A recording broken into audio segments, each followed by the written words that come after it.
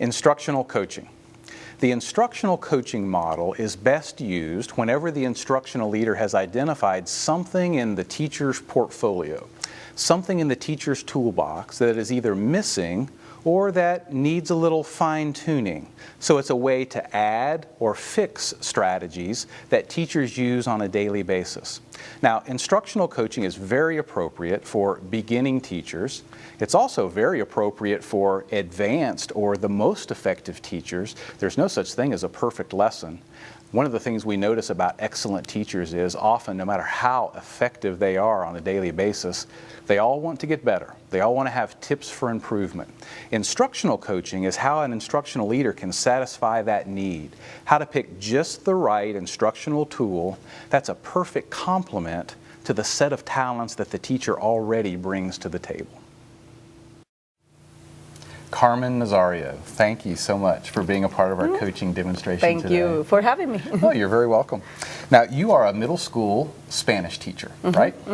And one of the things, as we were just chatting, that I know about you is you've lived around in a couple of places. Your husband is in the military, right? Yes. And so you've been stationed in some places. What are some of the places you've been?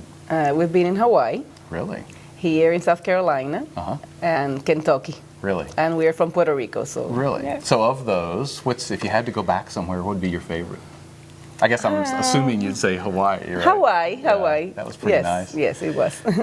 And the other thing is you have two twin girls who are both seniors in high school this year. That is correct. Wow. So it's double everything, right? Double everything. Double the graduation announcements, prom dresses, double college the fun. tuition. Double the fun. You're a positive person. Yeah. That's right. Oh, good.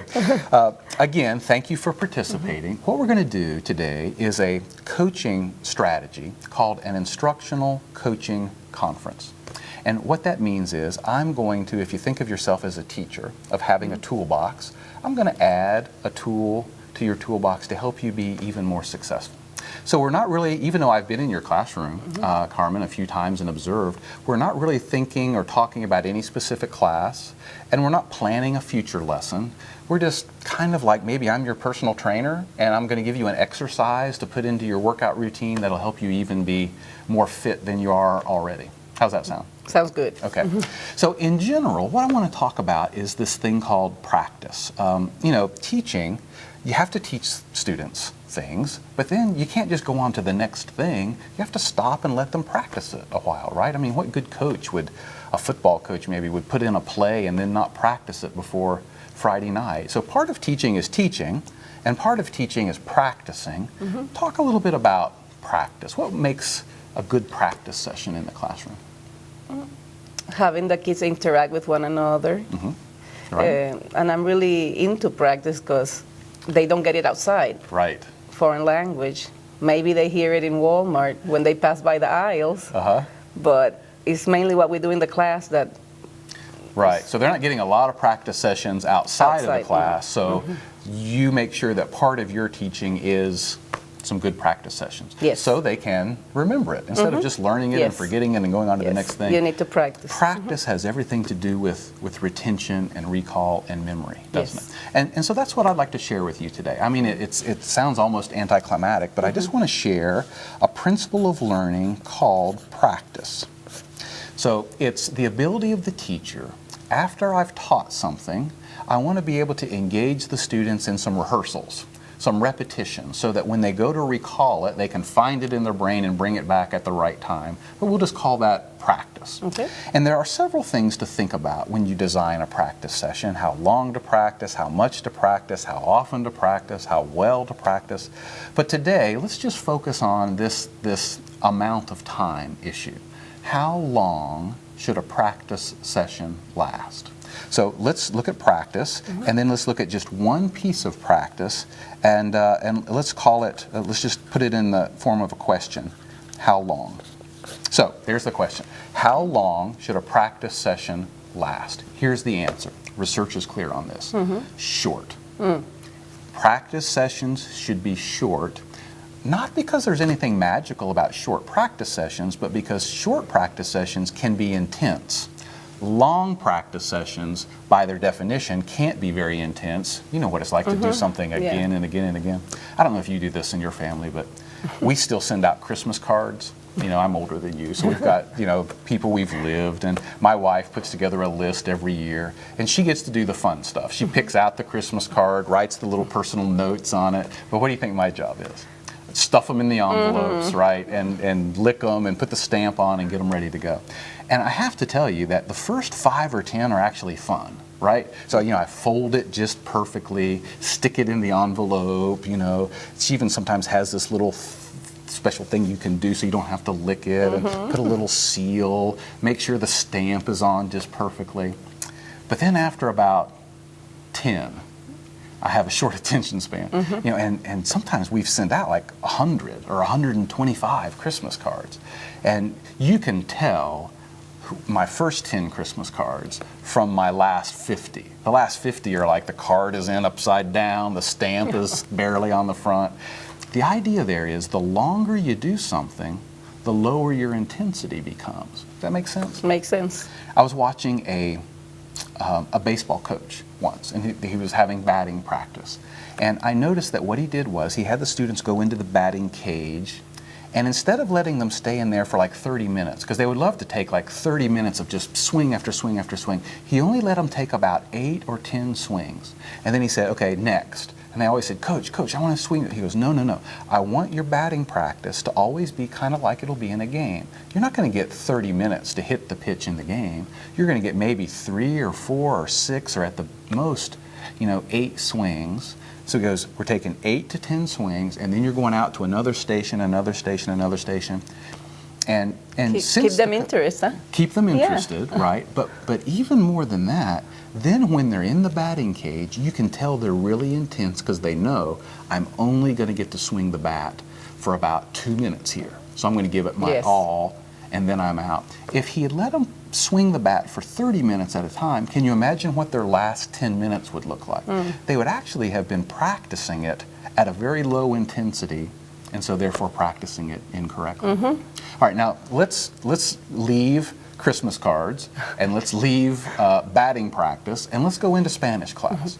So let's think about something that you'll want to have your students practice, and how can we apply this same principle of making it a very short session so that the intensity can be very high? What types of things are you thinking about practicing? Well, we always have vocabulary. Right. Okay. We cannot separate culture from the language, but right now let's say vocabulary. Okay. And we have long list for vocabulary. Right. So you've got a list of, let's just call them vocab words, right? And you've got more than 3 or 4, right? I mean, if you're gonna do a good grade, you're gonna have to learn a lot of Spanish words. So you might be tempted, maybe if you're like the baseball coach that let them bat for hours at a time, to say, let's work on 15 or 20 or 30 or 40 words. But keeping in mind that you want it to be intense, what you might do is have them work on, well, however many words they could work on in a short period of time. Short means shorter than you think. So 30 seconds, a minute, rather than 5 minutes or 10 minutes or 15 minutes. So maybe the vocabulary list, maybe you've got 15 words that you want them to learn this week. I'm just making up a number. Instead of having them practice all 15, what you might do is sort of like the batting practice coach, have them practice 3, but then have them come back 5 times. Still 15 words, right? I'm just going to practice 3, and then tomorrow 3 more, and then tomorrow 3 more. Get the idea of kind of breaking it up. And anytime you have them practice vocabulary, you're saying, now give it all you've got, because we're only doing this for, you know, maybe you can put a clock on there, 3 minutes, count down. And then they're willing to give you that very intense practice, and you don't get those sideways stamps like I did. So vocabulary is one thing. What else might be something you'd practice in a Spanish lesson? We can talk about, well, speaking, definitely. Pronunciation. Right. So give me a Spanish, give me a word in Spanish that I probably have never heard, and that won't be hard because I don't speak Spanish. But just give me a word. Okay, barrer. Give me one I can say. no, I'll try that. I'll try that. What's it? Say it again. Barrer. Barred. Ooh, yes. Not bad. Very good. Barred. Barrer. What does that mean? To sweep. Okay, I'm good at that. Yeah, we're going to be doing a vocabulary on shores right. for 8th graders. That's going to be interesting. So, let me say it again. Barrer. Barred. Barrer. Is it in with a D? With an R. An R. Yes. Barred. Now, here's the idea. Yes. If you'd say, Mike, I want you to say the word 5 times, then every time I say it, I'm going to give it my full intensity. If you just sent me off to the side and say that vocabulary word 100 times, the problem with that is going to be my last 50 are going to be all over the place. Barid, barid, baru, you know, I'm going to be practicing it incorrectly. When you say, I only want you to practice it for 30 seconds or some other really short time. See how that works? So we're talking about vocabulary. We're talking about speaking. Anything else that you can think of? We're trying to transfer this principle of practice into some writing lessons. Okay. The writing. So writing a sentence instead of practicing that for 20 minutes, maybe make it so they're practicing it for 3 minutes. And again, it doesn't mean you don't practice. It means you're going to come back to it at other times. Every time you're capturing that most intense practice energy, which always exists right at the beginning of a practice session and never at the very end. And sounds good. I'm just thinking while you're talking that all the things that can be done, because they can talk and use other words that they know and incorporate the new one. And watch their face when you say, I want you to do this for 30 seconds. They're like, you're kidding me, 30 seconds? Yeah, I'll give you all I got for 30 seconds. Now, they don't know you're going to do it 100 times for 30 seconds. Yes. But, and different ways, like the writing, the speaking. So let's do this. Since I'm kind of your personal trainer, I don't want to just talk about it. I'd like to help you kind of work this into your teaching. So let's pick a time, next week, let's say, and it can be on vocabulary, it can be on speaking, it can be on writing, but it's where you're going to have them practice something that you've taught them. I'll come in, I'll sit in the back of the room, and I'll give you some feedback. All I'll do is watch for that one thing. And to be a successful demonstration, for this to be a successful demonstration of practice, here's what I'll be looking for, just this one thing. Is the practice session short enough that the students are maintaining very high intensity?